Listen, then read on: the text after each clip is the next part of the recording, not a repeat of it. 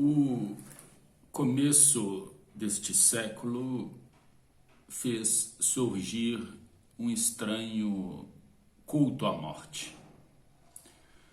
Estranhamente, parece que a humanidade precisava dela e ela estava lá. Para lembrar uma frase de Hegel. Ou seja, estamos vivendo numa época de anti-epicurismo. Quando Epicuro falava da ataraxia, que seria a falta de dor na alma, uma alma sem sofrimento, vivemos num momento tal em que, tal qual uma genealogia do predador, é importante impor sofrimento e morte ao outro. Esse contexto dedicado a Thanatos conta com um único monstro de diversas cabeças. Uma dessas cabeças seguramente é o Estado, e é a cabeça do ódio. Na medida em que o Estado foi revelado sobre sua incapacidade de acolher os vulneráveis, posto que já sabido que ele não teria sido feito para isto, esse mesmo Estado passou a reagir com violência. Na medida em que ele é descoberto como todo autor de um delito, ele se sente acuado e reage com violência. É o que o Estado vem fazendo, agindo com extremada violência contra os vulneráveis. E de uma forma, por assim dizer, telequírica, um extermínio à distância. Esse extermínio reproduz o atual genocídio perpetrado por pessoas que estão no poder. A morte em clara mistanásia de vulneráveis. Esse extermínio perpetrado em culto à morte que se esperava dela no começo desse século.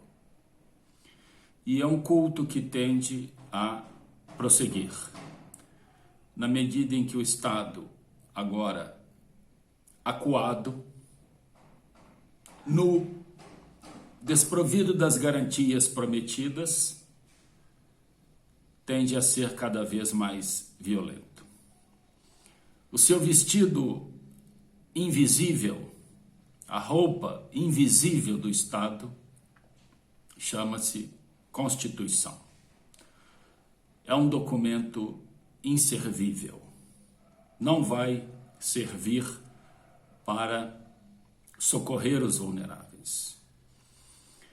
Dentro desta ótica, em que o próprio professor Agamben já estranhava, quando em muitos artigos ele escrevia sobre a facilidade com a qual a população planetária foi recuada, inserida, empurrada para dentro de suas casas, é dentro desse contexto de plena ignorância, numa era denominada das informações e das comunicações, numa era em que nunca se teve tanta informação próxima, é exatamente nesse emaranhado de informações que se produz o vulnerável, perdido e, portanto, um alvo para a genealogia do predador, dentro dos métodos telequíricos, extermínio à distância. Talvez a grande proposta reflexiva que se deva levantar é: diante de tudo, onde estará a capacidade revolucionária, a capacidade de reagir das pessoas? Para onde foi canalizada de forma dócil, para lembrar Foucault, a capacidade revolucionária dos vulneráveis? Uma coisa é certa, e a resposta aponta para a falta de lideranças.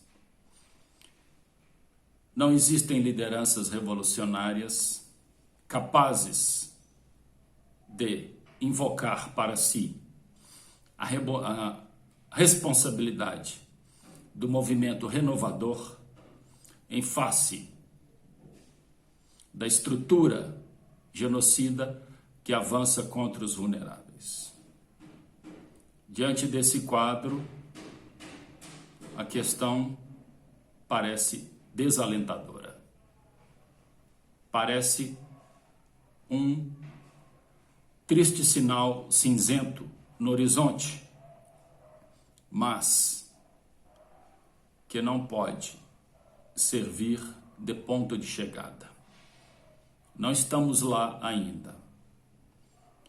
As coisas, os sentimentos e as almas estão perdidos. Mas há um ponto tal, dentro da teoria hermética, do balançar do pêndulo, que no retorno dele, a dor e o sofrimento vão se unir. E desta união surgirá uma liderança capaz de enfrentar a genealogia do poder, representada no extermínio dos vulneráveis, e o dragão da morte.